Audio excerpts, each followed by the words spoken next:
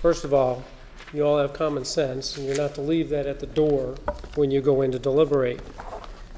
And you'll get to look at this, and you'll get to look at, does a person knowingly ingest multiple tablets of what is painkillers and an opiate without knowing specifically what they're taking, without looking at the directions on the bottle, which you can't read because they're in a foreign language, which you don't have then a prescription that anyone can prove,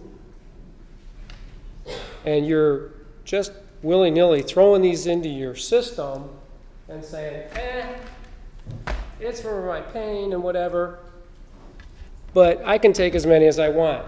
Really? That's not knowingly creating a risk?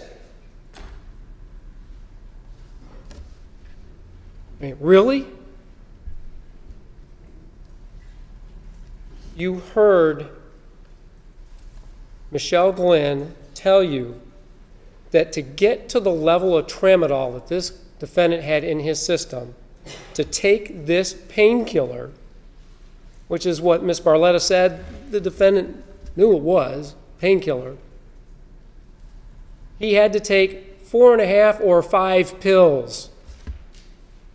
When's the last time anyone had to take 4.5, 5 pills of a painkiller at the same time and then say, oh, hey, it's good to go drive? You don't have to be a doctor. You don't have to be a rocket scientist. You don't have to be a chemist to know. But you have more. You have oh so much more. If he didn't know when he immediately popped those into his system, well, there's 15 warnings along the way that should have got his attention. That's the tailgating, cutting someone off, unless he drives like that all the time.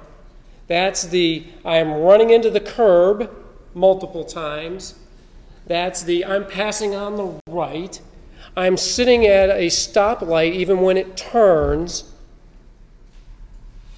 I'm going to go almost head on with several vehicles, and that isn't a warning sign that something's wrong with you, that you're physically not capable after just taking a bunch of pills that you threw down your throat.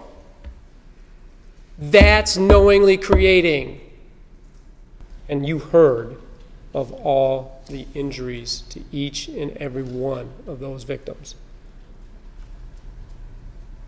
A serious impairment of body function, you're told, you're given a list of things, and it's not a complete list, but some of the ones say a loss or substantial impairment of a body function. Yeah, I think you heard plenty about that. Measurable brain or mental impairment. Paul Gobble jumps to mind.